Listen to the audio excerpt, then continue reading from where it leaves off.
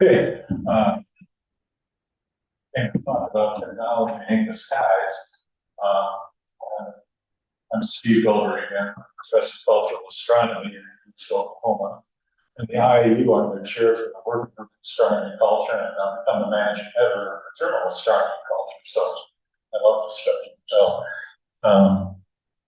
A couple of weeks ago, Alejandro and I were at a conference for CIAC, the Inter-American Society for Astronomy and Culture, and it's Merida, Yucatan. I took a couple of pictures there that I just want to share because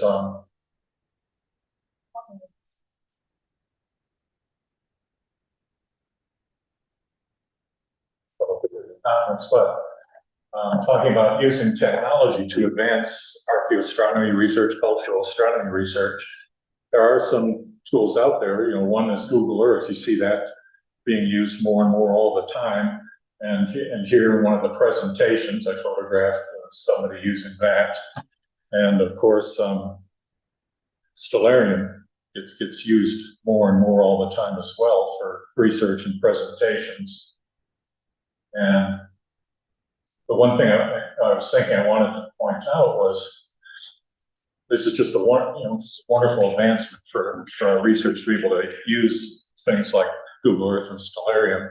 It's still, the best is to get out in the field ultimately and see things for real, measure things, collect data for real, and photo document whatever you can. But for what is being done, especially here in Stellarium, researchers, before they go to the field, can learn a lot about where they're going and be much better prepared for the data collection they're going to do. And also, with what I'm about to talk about, some of the work, for instance, that Georg has done, students can learn so much more about archaeoastronomy research before they even get to the point of getting to the field by seeing what can be seen through Stellarium. And before I get into that quickly, though, since we're talking planetariums, there's a couple of them that we saw that week. We went to the Maya Planetarium that was small, but they gave a nice show about Mayan cultural astronomy and schedule there. And then right in our hotel, which is kind of, I don't know how much or when they use this, they had a little planetarium at the hotel in Pisa, which is near Chichen Itza. But anyway, back to this. Georg did just a fantastic job with this project of his, and I'm glad that he was able to talk about some of his work before, because that takes a lot of the load off of me trying to explain what's going on here. But what he did is he wanted to build into the software actual working presentation of cultural astronomy with the sun at a place at a part of Ollantaytambo in Peru that we went to. And I and Kim Melville worked with him because we both had taken photos and collected data there at Ollantaytambo. As you first get to Ollantaytambo, those terraces of Pontias, which face out to the June solstice sunrise, December solstice sunset. But what we're talking about specifically here is the Inca sun, where there's these horizontal mountains.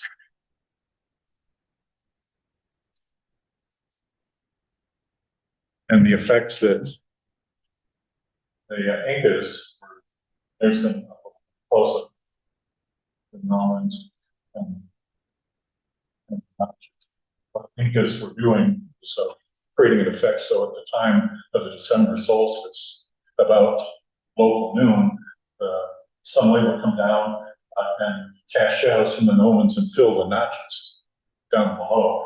This is showing some of what Georg created in the software to help simulate this.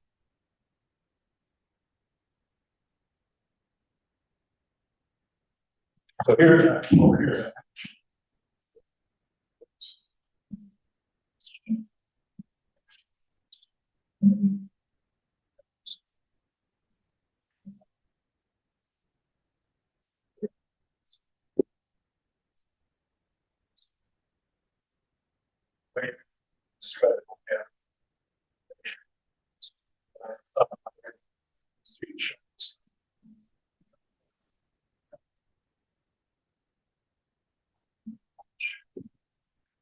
notch, it's no longer there.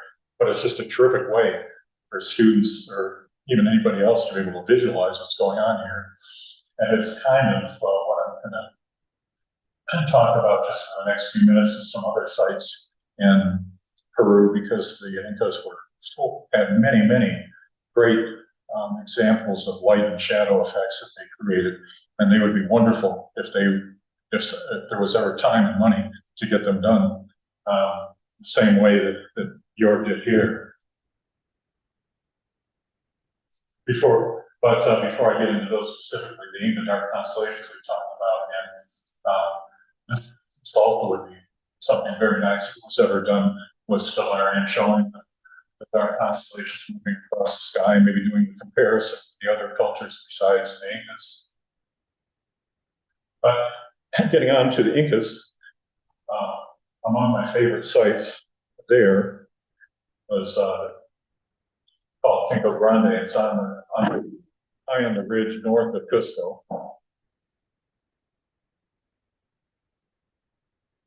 And that's a very, very large limestone. And on top of it, many people could stand there at the same time. And at times of the June solstice sunrise, for instance, many people do stand up there at the same time. The Incas created light and shadow effect there.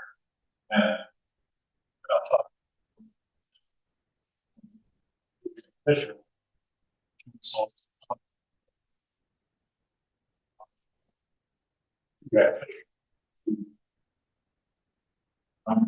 Right above it,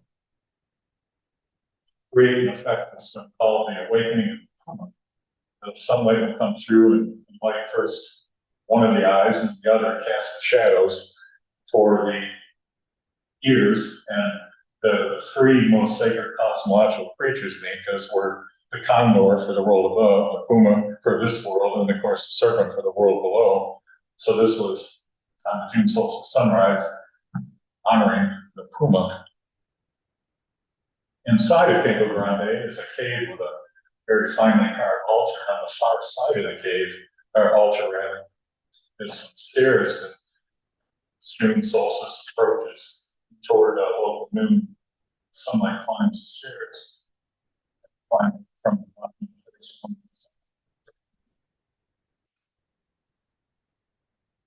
See it in those from left to right. It's starting and then it's moved up a couple steps and then third floor. Just another effect that would be nicely shown and something similar to what was done. Then the back entrance to the cave has an altar that's lined for the equinox sunrise. Another one of my favorite sites is Laco. It's finely carved and there's great cosmological things all over it. These three caves, East Cave, Southeast Cave. The Southwest Cave has an altar inside with a light tube. And I was there at this particular time and was able to look out from within and photograph the crescent moon crossing, showing that it does cross the field of view for the light tube. And I got quick touches.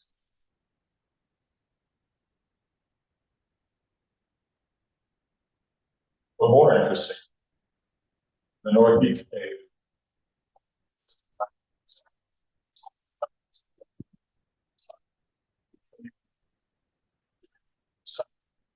Solstice, the highest positions there are views. So here,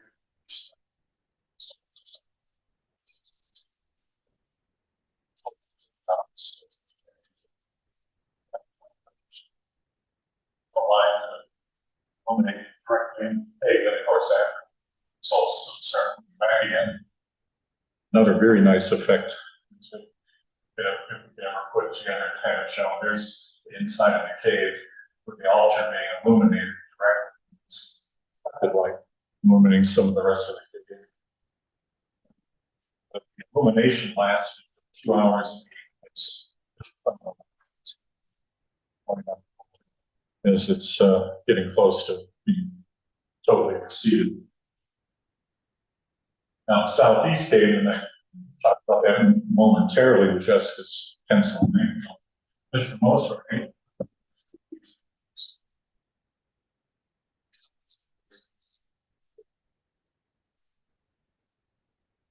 This way. But this is a multi-chamber cave. And it's called the Cave of the Moons. There must have been lunar ceremonies, but I went there earlier and took some measurements and found that it was aligned for the zenith sun, and I came back at the right time. So it's light to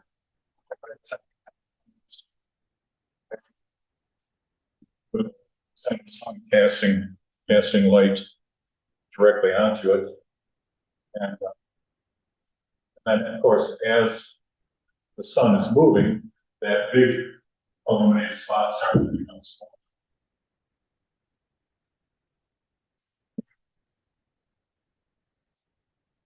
Students like this photo, they call it my Indiana Jones photo, being in the cave with the light coming down on the altar. I just remind them that at least I didn't have any poison darts, rolling boulders, or Nazis to deal with.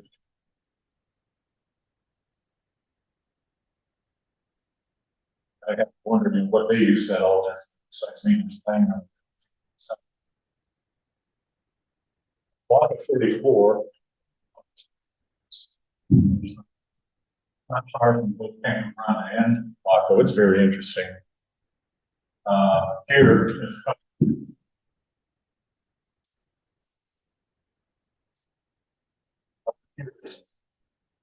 Here is facing different cardinal directions for the solar horizon events. But what they is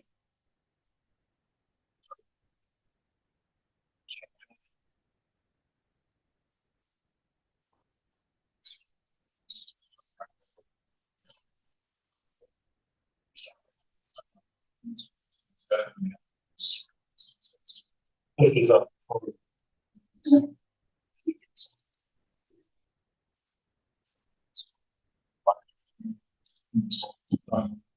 coming up on the horizon.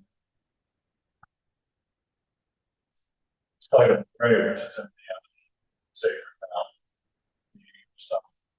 this certain different purposes that is made, but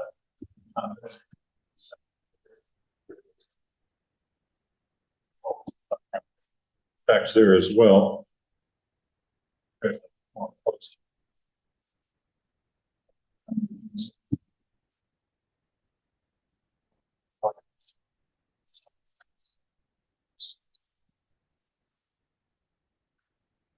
Ceremonial purposes, you just have in mind for that.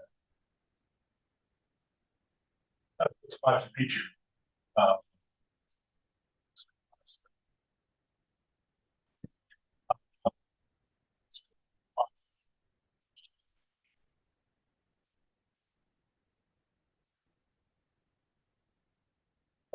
That on the other spots.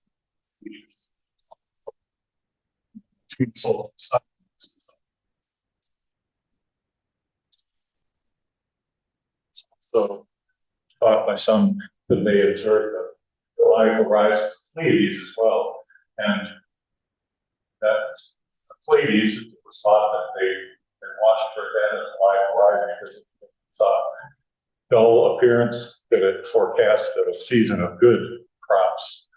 And if it was a bright appearance, it forecast bad season with drought. And what they have essentially had done is figured out how to predict the years with the effects of El Nino. And some of the rural farmers in Peru still use this to the day, this day. Inca was oriented for December solstice sunrise, and there was some ceremonies for young noblemen coming of age and such associated with that. Unfortunately, for years ago, the exact solar effect doesn't happen anymore. But of course, if it was ever done in stellarium, we could fix that. So here, like I pointed out before, is the axis solstice, sunrise, and center sunset between the Machu Picchu Sacred Plaza and Inca. And I guess I have a better photo to talk about that with. There's the Sacred Plaza with the axis drawn through it, and June solstice sunrise behind.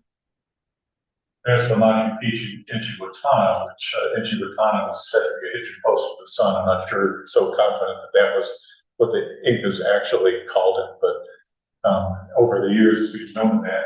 They were worried, and their June solstice is winter. They were worried about the sun that kept crossing lower and lower in the sky. It was just going to go below the sky and just below the horizon, disappear forever. So one thought was that they had ceremonies with pitching posts of the sun. Well, there's another one coming up that I like even better. But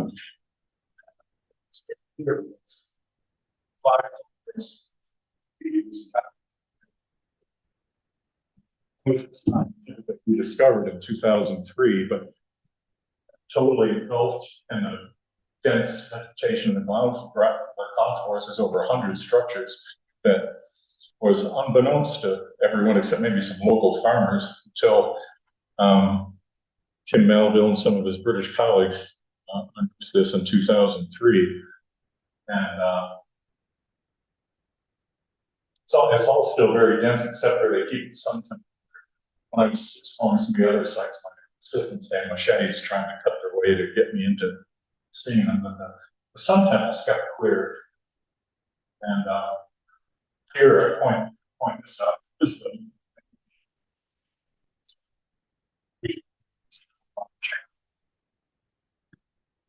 and here's that stone line channel.